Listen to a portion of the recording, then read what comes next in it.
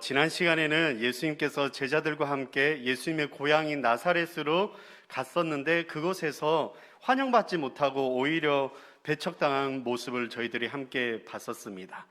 그러고 나서 그 후에 예수님께서 제자들에게 귀신을 내쫓는 권능과 그리고 가르치는 그런 사역과 함께 둘씩 짝을 지어서 전도 여행을 내보냅니다.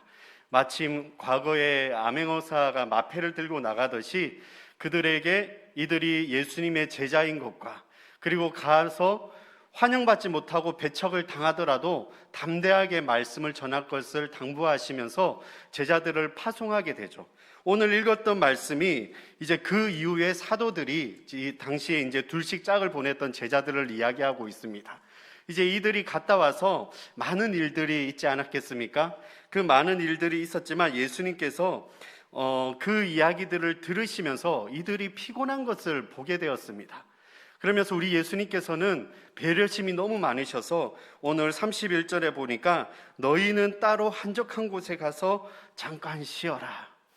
예수님께서 이들이 행한 그 모습을 알고 있었지만 그들이 들으시면서 오늘 우리가 읽은 내용이라는 오병이어의 기적이 있는 장면 전의 모습입니다. 근데 그 대상이 누구냐 하면 예수님을 따르던 많은 무리들입니다. 그 무리들을 보시면서 우리 예수님께서 34절에 어떻게 이야기를 하시냐면 34절에 예수께서 나오사 큰 무리를 보시고 그 목자 없는 양 같음으로 인하여 불쌍히 여기사 이에 여러 가지로 가르치시더라. 저기에 보이시면 예수님께서 무리를 향하여서 불쌍히 여겼다라고 이야기를 하십니다. 세상 사람들에게 있지 않은 예수님만이 가지고 있는 마음, 바로 불쌍히 여기는 마음, 우리에게도 우리를 향하여서 불쌍히 여기는 마음, 이것이 다른 말로 긍휼히 여기시는 마음인 것이죠. 영어로는 컴패션 이야기를 하는데 긍휼히 여기는 이 마음이 단지 그냥 동정심이 아닌 상대방의 고통에 함께 참여하면서 그 고통을 함께 느끼며 아픔을 견디는 그런 마음인 것입니다. 하나님의 긍휼의 마음 우리가 많이 이야기를 하죠. 하나님께서는 긍휼하십니다 이야기하실 때 하나님께서 우리를 너무나 사랑하셔서 독생자를 아낌없이 우리에게 보내주셨던 마음인 것입니다. 예수님께서도 동일하게 저 무리들을 보면서 긍휼의 마음, 불쌍히 여기는 마음이 있었던 것은 목자 없는 양 같았다라고 이야기를 하는 것이죠. 당시에 팔레스타인에게 있어서 양을 치는 가운데 가장 중요한 것이 목자였습니다. 목자 없이 양을 그냥 내버려 두게 되면 목초지를 찾는 것도 쉽지가 않고요. 주변으로부터 맹수들이 언제 달려들지 모르는 그런 위협에도 있기 때문이죠. 근데 예수님께서는 저 무리들의 목자 없는 것을 보시고 마음 아파하셨습니다. 그래서 요한복음 10장 11절에 보시면 예수님께서 나는 선한 목자라. 선한 목자는 양들을 위하여 목숨을 버리거니와. 예수님께서는 선한 목자라고 이미 이야기를 해주셨습니다. 예수님께서는 우리의 바로 목자가 되시는 것이죠. 저와 우리 성도님들을 구원하시고 저와 우리 성도님들을 인도해 내시며 밝은 빛으로 또 먹을 것이 있는 곳으로 우리들을 인도해 내시는 바로 선한 목자가 되신 분이십니다. 그래서 우리가 예수님이 아까 누구십니까 고백했을 때 주님은 나의 목자가 되십니다라는 고백이 이 아침에 있으시길 축복합니다. 제가 오늘 이 말씀을 보면서 제자들에게는 이러한 마음이 있지 않았습니다. 일반 사람들에게도 어떤 사람의 아픔과 어려움을 보면 물론 그것을 보고 어떻게 할까 이런 마음과 함께 동정심과 연민은 있지만 그 아픔을 함께 동참하여서 견뎌내기는 친척들 간에도 형제들 간에도 쉽지가 않은 것이죠. 그런데 오늘 이 이야기를 보시면 불쌍히 여기는 마음, 긍휼히 여기는 마음은 하나님만이 예수님만이 가질 수 있는 마음인데 그 마음으로 인하여서 저와 우리 성도님들이 구원을 받은 것입니다. 바로 우리는 은혜에 입었다는 것은 하나님의 긍휼의 마음으로 인하여 저와 우리 성도님들이 그 불쌍함을 아시고 하나님께서 저희들을 구원해 주신 것이죠. 저는 이것이 성탄의 의미와도 함께 있는 것 같습니다. 최근에 다가오는 성탄절을 이렇게 보면 세상의 많은 이야기들로 왜곡되어 있는 것 같습니다. 많은 연인들은 성탄하면 데이트하는 날, 아니면 뭔가 선물을 나누는 날, 근데 일반적으로 어떤 사람들은 오늘은 성탄절이니 뭔가 마음의 여유가 넘치고 오늘은 성탄이잖아요 이러면서 뭔가 선한 일을 해야 될 것 같고 따뜻한 일들이 일어나야 될 것 같은 그런 한 날로 기억하기가 쉽습니다. 근데 본 의미는 무엇이죠? 예수님께서 이 땅에 아기 예수님으로 이 땅에 오신 사건, 어떻게 보면 하나님의 긍휼하심으로 인하여 하나님께서 우리에게 주신 가장 최고의 선물인 지난주 목사님께서 말씀해 주신 바로 예수 그리스도라는 것입니다. 저와 우리 성도님들을 구원하시기 위하여 하나님께서 우리에게 주신 은혜의 선물인 것이죠. 그 안에 본질적인 목적은 하나님의 긍휼하심과 하나님께서 우리를 사랑하시는 모습이 있었기 때문입니다. 그래서 오늘 예수님께서는 무리들을 향하여서 목자 없는 양 같음으로 인하여 불쌍히 여기시고 그 이후에 많은 것들을 가르치셨다라고 이야기를 하고 있습니다. 저와 우리 성도님들이 감사의 제목 중에 하나는 예수님의 긍휼하심으로, 하나님의 긍휼하심으로 인하여 우리가 구원을 받았다라는 것입니다. 이것을 주님 앞에 먼저 감사하시길 축복합니다. 그리고 말씀으로 인하여 우리의 마음이 넓게 또 커지기를 축복합니다. 긍휼하심이 우리가 이렇게 예수님의 모습을 본받아서 이렇게 나타내기는 쉽지가 않습니다. 왜냐하면 우리 안에는 각자의 재성도 있고 연약한 부분도 있고 어떤 사람의 말 한마디에 가시가 되기도 하고 감정을 표현하기도 하고 그것을 품지도 못하고 어쩔 때는 오히려 나를 향하는 적대감과 아픔들과 그런 우리의 자존감이 낮은 모습들도 보게 됩니다.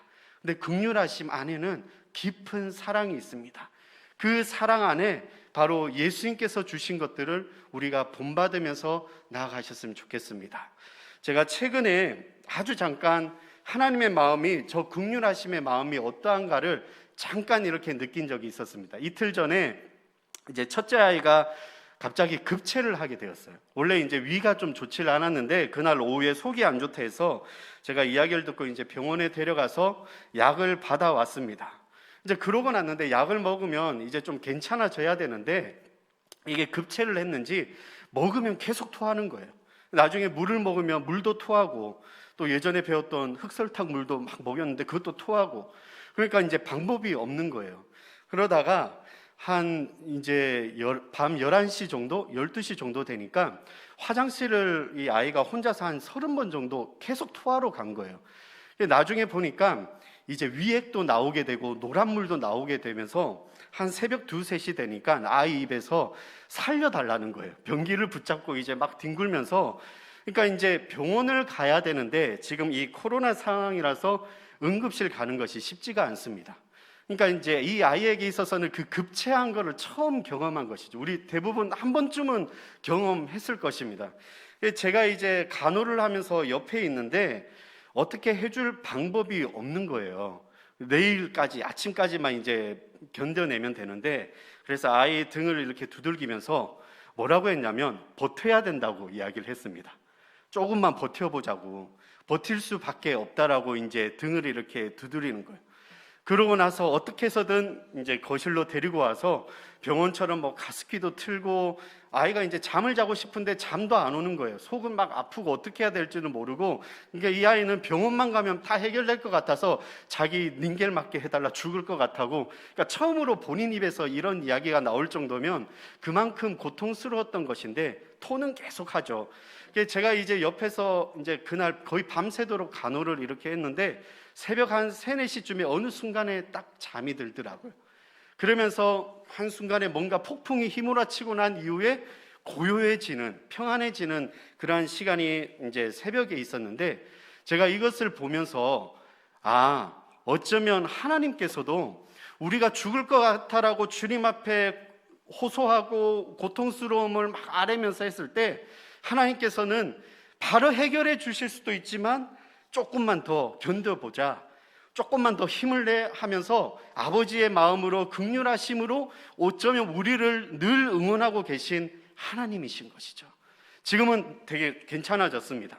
이제 지금 회복 중에 있는데 제가 뭐라고 했냐면 이제 크게 아파봤기 때문에 다음부터는 체하는 일이 있지는 않을 거라고, 대신에 위가 약하니까 조심해야 된다고 하고 이제 다시 이제 병원 가고 닌겔을 맞으러 갔는데 사람이 많아서 이제 가까운 데 있는 작은 병원에서는 먹을 수 있는 이런 또 닌겔 약을 주더라고요. 그러면서 회복을 하는데 그 짧은 그 시간에 아이를 키우는 아빠의 입장에서도 아이한테 뭔가 해줄 수 없는 이런 가운데 있는데, 우리를 사랑하시는 하나님께서는 자신의 목숨과도 같은, 생명과도 같은 예수 그리스도를 우리들 때문에 보내주셨어요. 그것이 바로 성탄의 의미이고, 그것이 바로 하나님께서 우리에게 주신 가장 큰 은혜이며 선물인 것이죠. 이번 2021년 성탄절을 우리 성도님들 기대하십니까? 나를 위하여 이 땅에 오신 하나님께서 보내주신 가장 귀한 예수 그리스도, 그분으로 인하여 우리가 기뻐할 수 있고, 그분으로 인하여 우리가 긍휼하심을 입어서 하나님 앞에 더 나아갈 수 있는 것입니다. 오늘 이 새벽에 우리를 사랑하시는 주님을 바라보시길 축복합니다.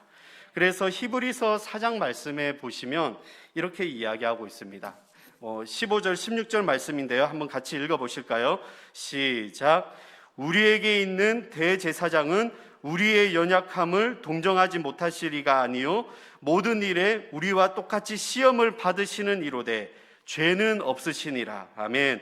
그러므로 우리는 긍휼하심을 받고 때를 따라 돕는 은혜를 얻기 위하여 은혜의 보좌 앞에 담대히 나아갈 것이니. 할렐루야. 저와 우리 성도님들은 긍휼하심을 받아서 주님의 은혜의 보좌 앞으로 나아갈 때 은혜를 얻기 위하여 어떻게 나가야 된다고요? 담대하게 나아가야 됩니다. 그래서 오늘도 말씀을 의지하시면서 쓰러지지 않고 넘어지지 않고 성령님으로 인하여서 새 힘을 얻으셔서 기뻐하면서 담대하게 승리하시는 저와 우리 성도님들 되시길 축복합니다. 마지막으로 하나님께서 우리를 너무나 사랑하시는 그 하나님으로 인하여 우리가 감사함으로 영광 돌리시는 저와 우리 성도님들 되시길 축복드립니다. 기도드리시겠습니다.